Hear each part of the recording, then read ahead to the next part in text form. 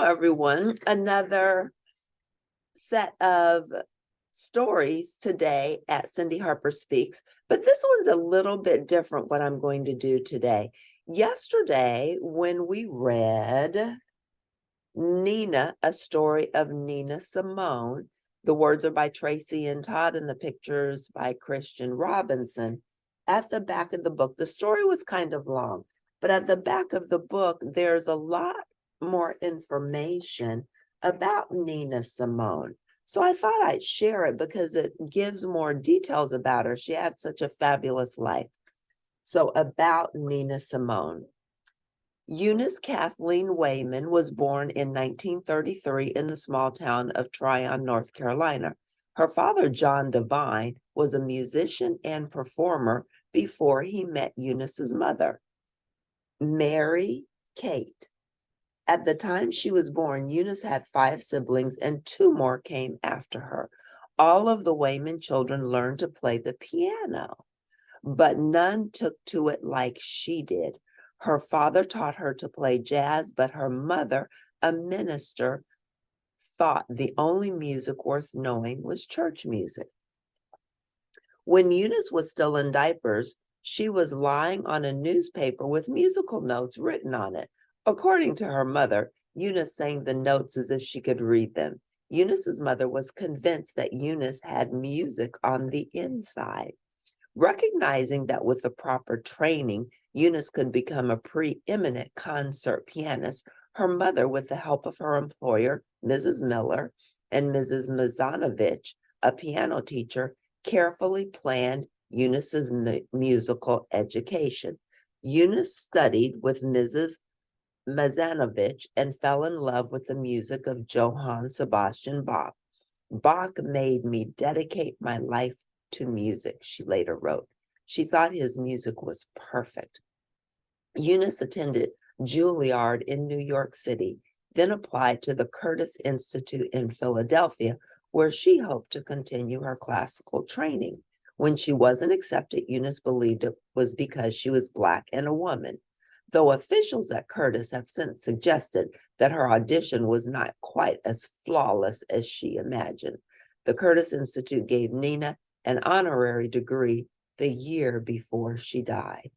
Eunice stayed in Philadelphia, took private piano lessons, and taught a few students of her own. She also supported herself by playing in bars and nightclubs in nearby Atlantic City, New Jersey. Eunice's mother had moved to Philadelphia to be closer to her, and knowing her mother wouldn't approve of her new music, Eunice adopted a stage name, Nina Simone, to keep her performances a secret. It wasn't long before she told her mother the truth. She wasn't happy about Nina's new work, but it brought in much needed money. Nina hadn't thought of herself as a singer, but when a bar owner told her to sing or be fired, Nina found her voice. She also found a unique style. She wove classical music and the music of the church into the popular hits of the day, then overlaid her raw and sometimes mournful voice. She was such a hit, she moved back to New York, where she played small clubs and concert halls and made records that became big hits. Excuse me. While Nina was becoming a star, Black people were pushing against the laws and rules that held them back. In the South, these laws were referred to as Jim Crow. Jim Crow laws meant Black people had fewer opportunities because of the color of their skin. These laws didn't have the same name in the North, but they existed there too. In fact, in 1966, when Dr. King marched for fair housing in Chicago, he said, "I've been in many demonstrations all across the South, but I can say that I have never seen, even in Mississippi and Alabama, mobs as hostile and as hate-filled as I'm seeing in Chicago." Black people risked their lives to change these laws, and many were killed for their efforts. This fight for change is known as the Civil Rights Movement.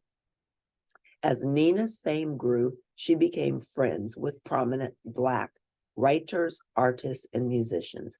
Many of them, like novelist James Baldwin, poet Langston Hughes, and playwright Lorraine Hansberry, were civil rights activists.